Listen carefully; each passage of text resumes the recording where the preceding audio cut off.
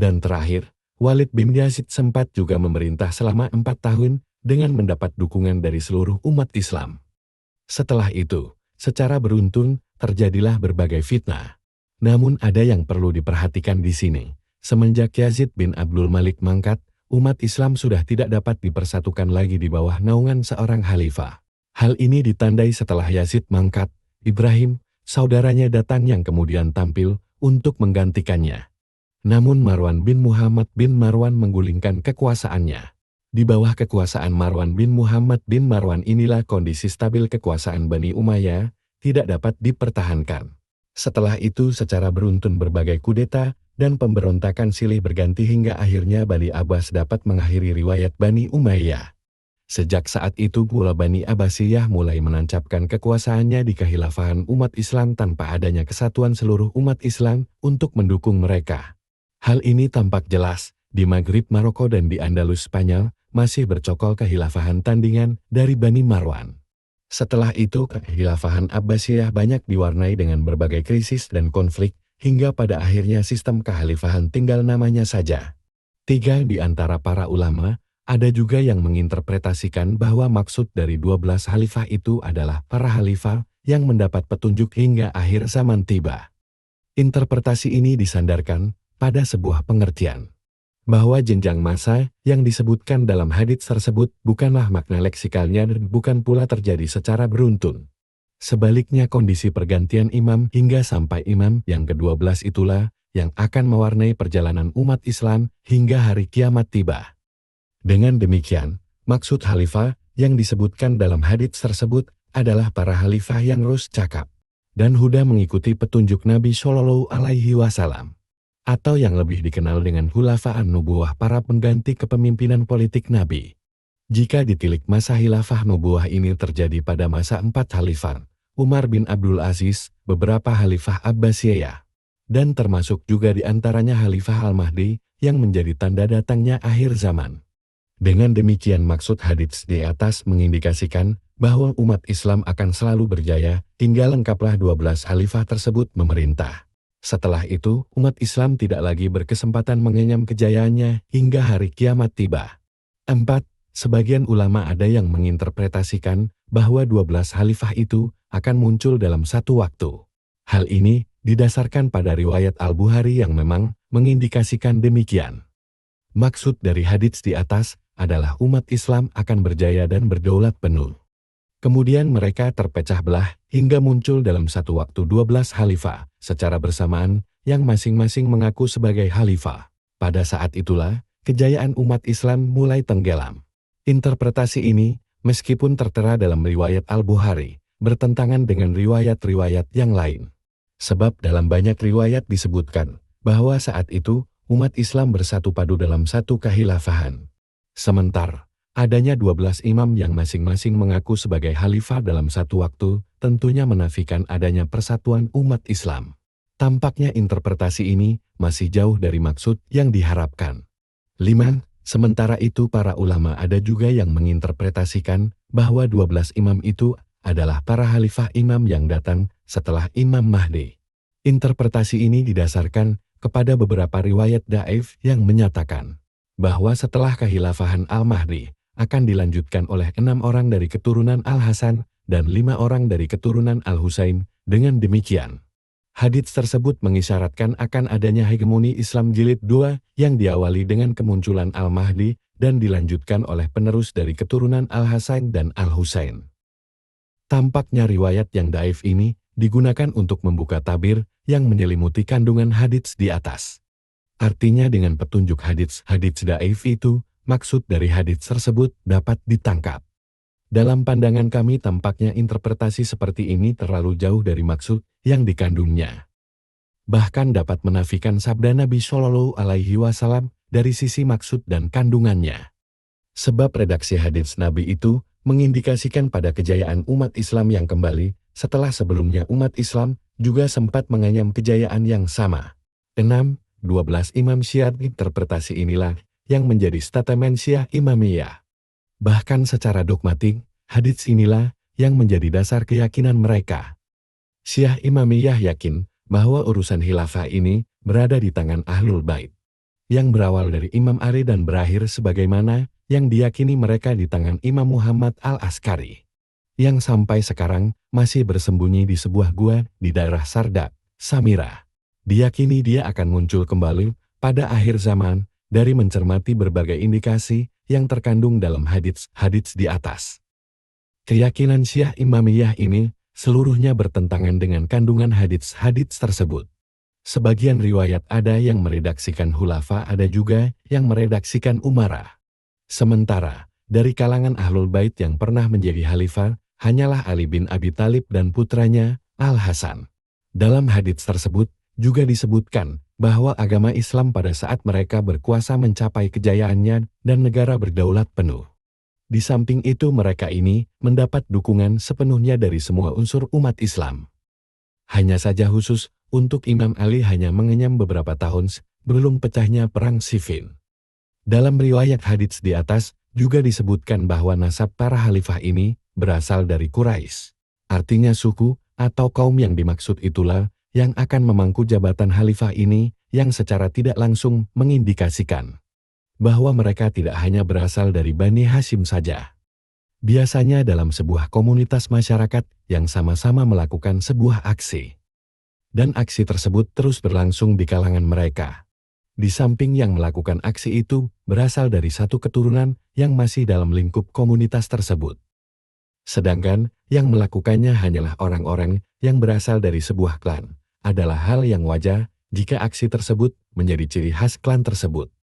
Bahkan, mereka lebih dikenal atau dinamai dengan aksi tersebut. Tetapi apabila aksi yang sama dilakukan oleh orang-orang yang berasal dari klan yang masih dalam komunitas mereka, maka aksi tersebut disematkan kepada komunitas yang lebih besar, yang dalam hal ini adalah Quraisy. Maka dari itu, dalam teks hadits disebutkan Quraisy, bukannya Bani Hashim.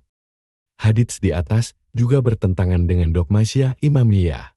Dalam hadits tersebut, bahwa Islam akan mencapai kejayaannya ketika mereka berkuasa. Sementara itu, dogma Syiah Imamiyah justru menyatakan agama Islam tenggelam setelah Rasulullah Shallallahu Alaihi Wasallam wafat. Selain itu, semua imam yang berkuasa dari kalangan Syiah membolehkan tindakan taqiyah. Hal inilah yang justru memperkuat kesan bahwa para khalifah dari kalangan mereka tersebut tidak mau memproklamirkan diri. Dari keenam interpretasi yang disampaikan oleh para ulama, 3 diantaranya jelas-jelas bertentangan dengan indikasi yang diberikan oleh hadits tersebut, yaitu interpretasi keempat, kelima, dan keenam. Sekarang tinggal 3 interpretasi lagi yang 2 diantaranya memiliki substansi yang sama tetapi berbeda dalam proyeksinya. Lihat poin 1 dan 2. Perbedaan proyeksi ini hanya berkisar pada 12 imam yang muncul secara berurutan dan terdiri dari 2 generasi, yaitu generasi Khulafaur Rasyidin dan beberapa khalifah dari Bani Umayyah. Hanya saja, yang membedakan antara interpretasi pertama dan kedua terletak pada siapakah yang dimaksud dengan Bani Umayyah. Sehingga di antara mereka terdapat para khalifah yang masuk dalam 12 imam seperti yang dimaksudkan dalam hadits Nabi Shallallahu Alaihi Wasallam. Dari penyaringan seperti ini dapat kita ketahui ada 2 pendapat yang mungkin dapat kita ambil untuk ditelah lebih mendalam lagi.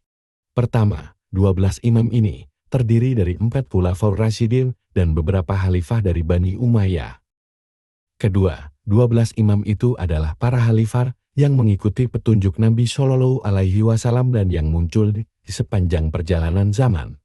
Termasuk di antaranya adalah Imam Mahdi, tanpa harus muncul secara berurutan. Menurut kami, interpretasi yang pertama itulah yang rajih.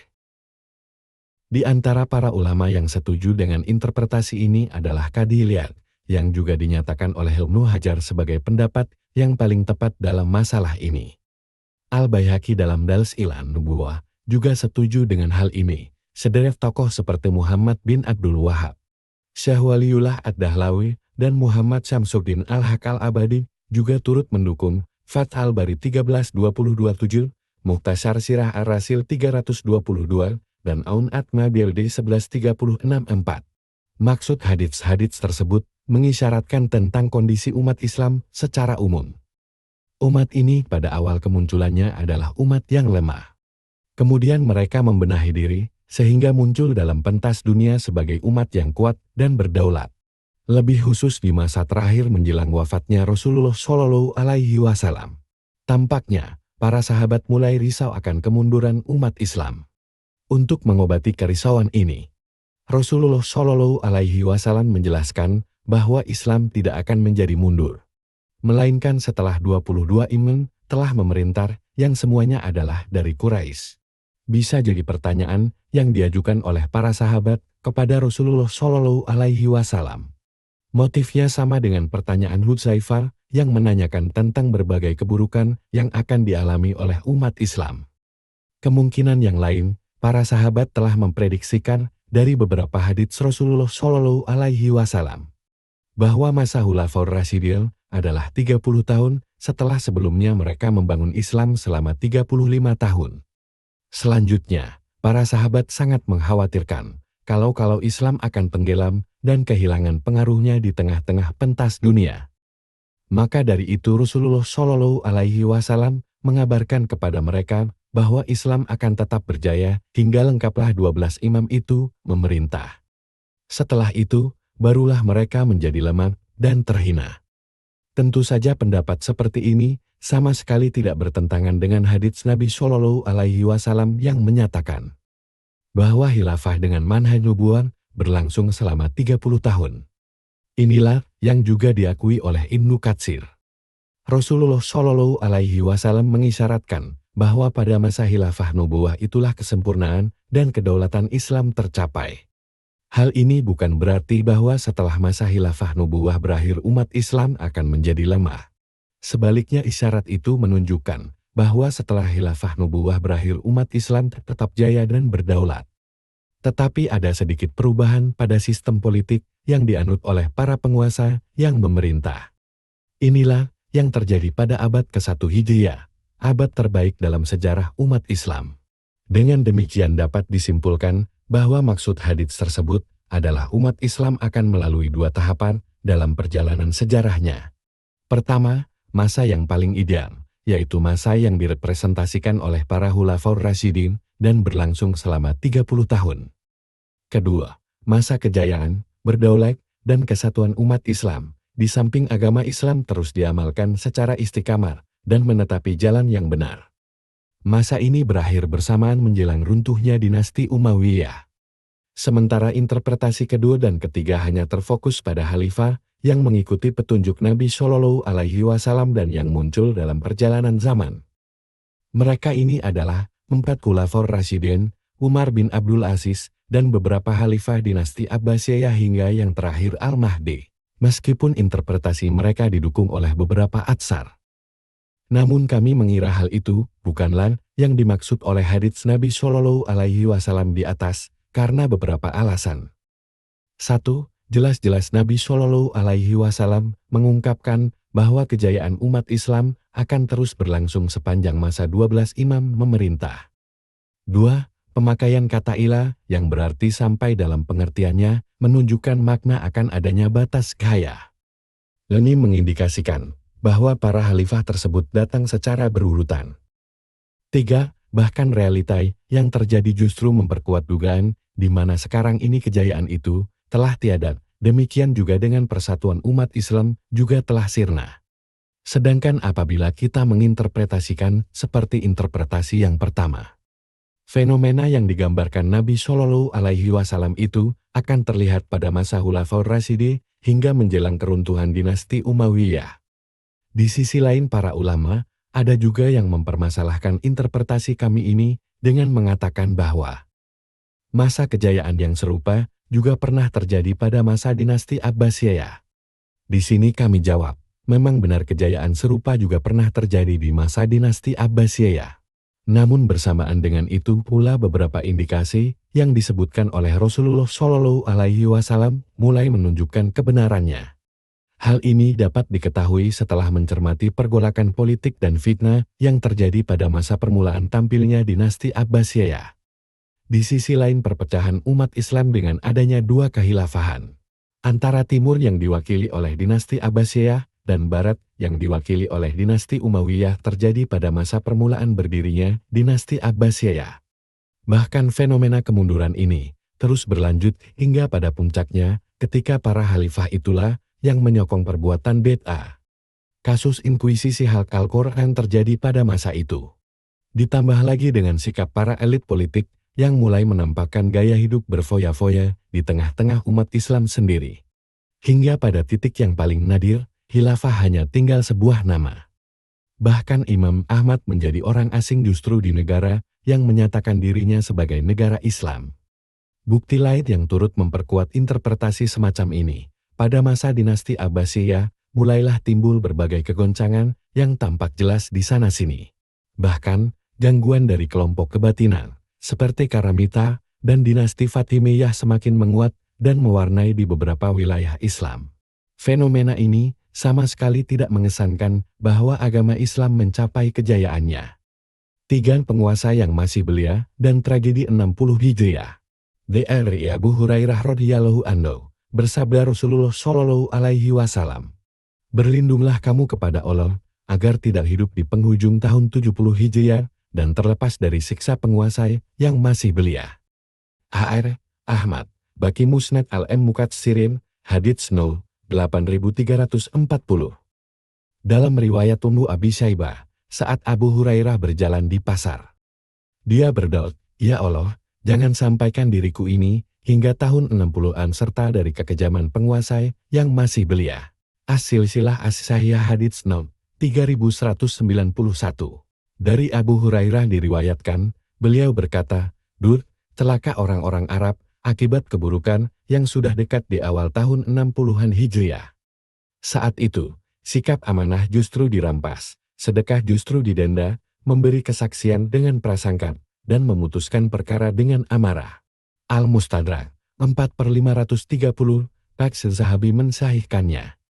Dari Abu Sa'id Al-Khudri radhiyallahu anhu, bersabda Rasulullah shallallahu alaihi wasallam, "Akan datang setelah tahun 60 Hijriah satu generasi yang meninggalkan salat dan mengikuti syahwat, niscaya mereka akan menemukan kesesatan. Kemudian, pada 60 tahun yang kedua setelah yang pertama, akan datang satu generasi yang membaca Al-Quran tetapi hanya sampai di kerongkongan mereka." H.R. Mal-Hakim, Al-Fitan, Hadits 8643, beliau berkata, hadits ini isnadnya sahih, hanya saja Al-Bukhari Muslim tidak meriwayatkannya. Komentar kami, atsar-atsar ini saling bertentangan satu sama lain. Salah satunya ada yang mauquf tetapi masih tergolong marfu. Atsar-atsar ini mengisyaratkan beberapa kejadian yang berlangsung di tahun 60-an Hijriah. Satu masa di mana Abu Hurairah meminta perlindungan kepada Allah Subhanahu wa Ta'ala agar dia tidak menyaksikan peristiwa tersebut dengan mematikannya sebelum tahun itu datang. Dari redaksi hadits tersebut, tampak jelas bahwa Abu Hurairah sangat paham tentang suatu peristiwa besar yang bakal terjadi pada tahun 60-an Hijriah. Tentunya berdasarkan apa yang dia dengar dari Rasulullah Shallallahu Alaihi Wasallam, dan kejadian ini memang benar-benar menjadi kenyataan. Yazid bin Muawiyah berkuasa, dan pada masa kekuasaannya inilah terjadi pembantaian terhadap Al-Husain beserta sebagian besar Ahlul Bait di padang Karbala. Pada masa kekuasaannya, juga kesucian kota Madinah, kota yang di dalamnya terdapat makam Rasulullah Shallallahu Alaihi Wasallam, dihalalkan di hadapan para penghuninya. Dihalalkan semua yang diharamkan di dalamnya, serta dihalalkan juga mengalirkan darah penduduknya yang suci di bawah pimpinan Muslim bin Uqbah selama 3 hari kronologi. Karena perbuatannya yang nista itulah kaum muslimin menyebut Muslim bin Uqbah sebagai Musrif bin Uqbah. Sebuah ejekan yang ditujukan kepadanya karena sikapnya yang terlalu di luar batas ketika dia menghalalkan kesucian kota Madinah. Konon sempat juga diriwayatkan bahwa selama melakukan pembantaian tersebut, Musrif bin Uqbah juga banyak melakukan perbuatan nista. Demikian juga dengan penghalalan kesucian tanah haram Mekar yang selama beberapa hari dikepung dan diserang dengan pelontar batu.